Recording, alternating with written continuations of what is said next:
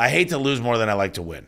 I'm the most competitive guy you'll ever meet. I mean, literally, and that's a fact. In the golf tournament, I just got back from Michigan, 24 guys, including my dad and 2 of my cousins and my brother-in-law, and undefeated. Mm-hmm. Our volleyball tournament, and we go on this thing called the Pinnacle Trip with our guys. We bring about 100 people out there, undefeated in the volleyball tournament. We bet 10 grand.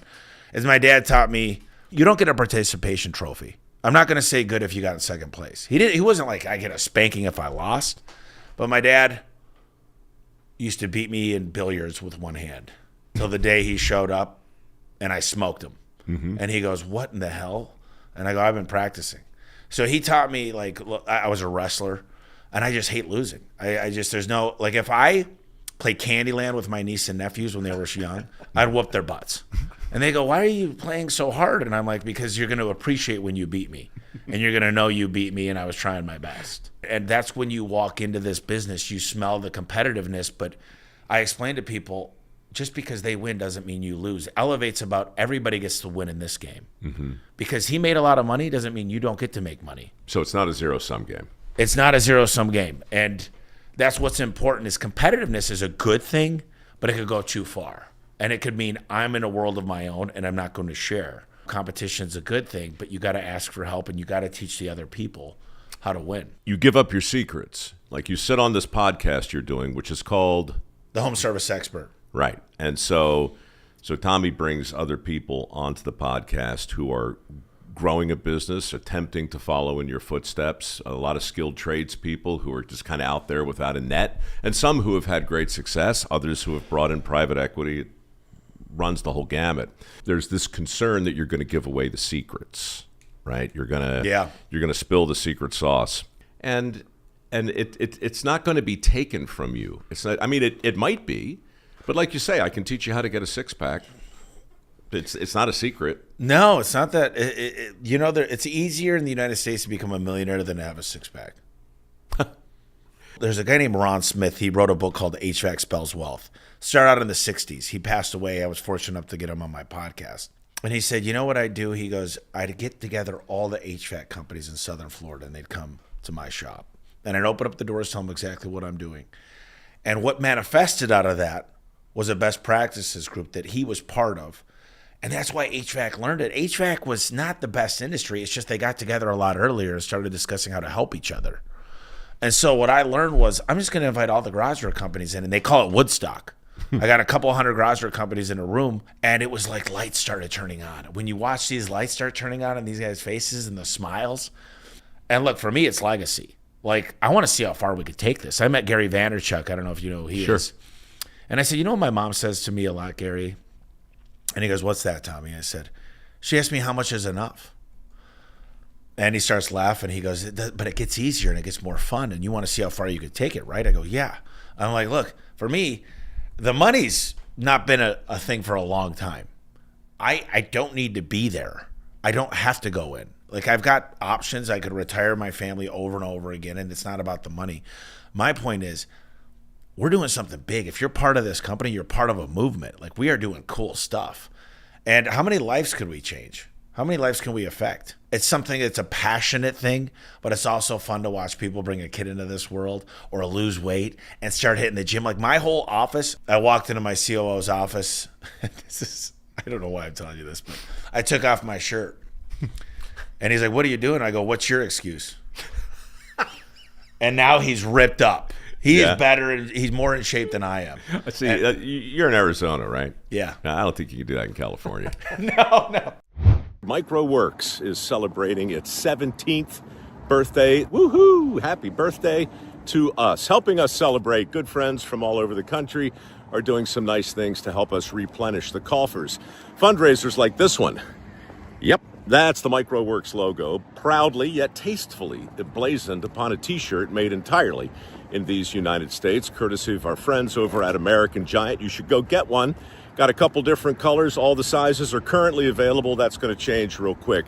Look for it because 100% of the net proceeds come back to MicroWorks. Why is that important? Well, I'll tell you why, because we just gave away $5,050,000 in work ethic scholarships, and we'd like to do it again next year, helping train the next generation of skilled workers. This is how we do it.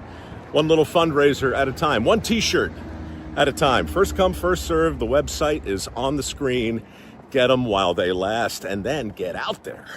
American Giant, American made, American Giant, American made. But it is connected, right? I mean, if you're competitive, if you're curious, you're going to be as competitive and curious about your physicality, your physical health, as you are your mental health, as you are your business acumen. If those qualities are genuinely embedded in you, they're going to manifest in every area, for better or worse. Has this personality of yours, this drive, has it impacted you negatively in any way? Well, I've really learned to not be such a sore loser and realize it is a lesson learned. Yeah, there are some relationships that I think were toxic. I don't have a high tolerance for people that don't want to try. And so I just got to leave them alone. And my old COO used to say there are hikers and there are campers. We got to have both. And I'm like, I don't like campers. People that just stay still in life and they don't want more. And then I got to teach my entire staff.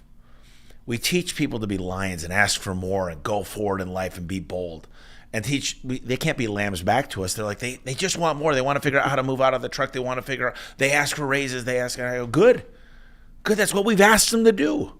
I'm like, you can't teach them to go for no at everything they do in life and then to not do it to us. I've always invested into myself, and I think the people listening, if you get an opportunity, Michael Jordan had 3 coaches, and he had, Phil. Like, every single person that's listening, if you're not investing into yourself, you're losing. I work with Dan Martell. He's excellent. He got me to look through things through a different lens of buying back your time because there's 168 hours in a week. Right. You spend 50 working, 50 sleeping. Maybe you spend 10 working out if you're in great shape.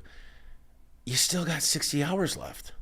Like, you can watch your favorite Netflix show, spend time with your wife, going on dates, take time with your kids, and still have plenty of time left. That's another thing that he taught me is own your calendar.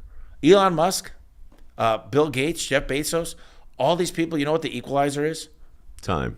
We've got the same amount of time. So you might say, man, they keep getting lucky. They got this. No, the one thing they can't, they'd give it all back to take back 40 years.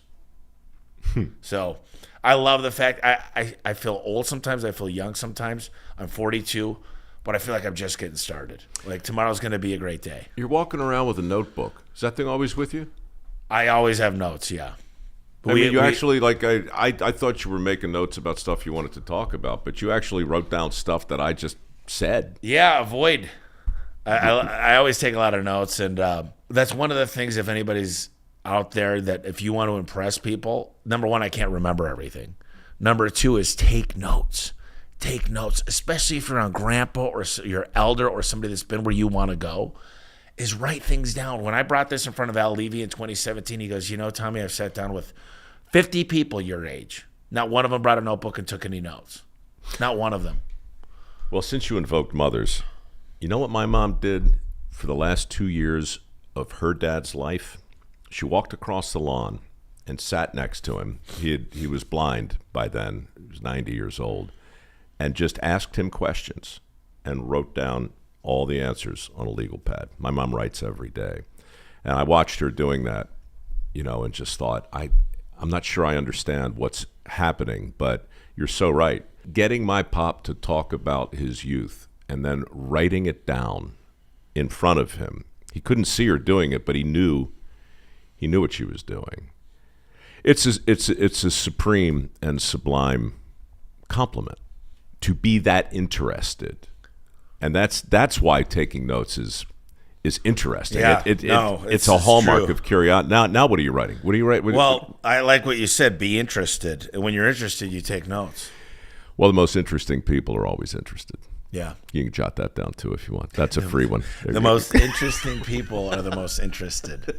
As genuinely being interested, I tell the folks I work with, I say, if you don't really are interested, like if someone's got a Harley and you hate motorcycles, don't talk about Harleys. But if you love Harleys Right. and you've been to Sturgis, ask them questions about it. Yeah. And you watch people light up. Sure. I say this, my number one rule is knock the door, don't ring the doorbell. Strangers ring the doorbell. When the dog comes, the dog is like their sixth sense. That's going to know. So you got to play with the dog. If they got a cat, you're allowed to run. Whatever you're doing, man, you are on some kind of ride, and you must be this tall to get on it, and you are.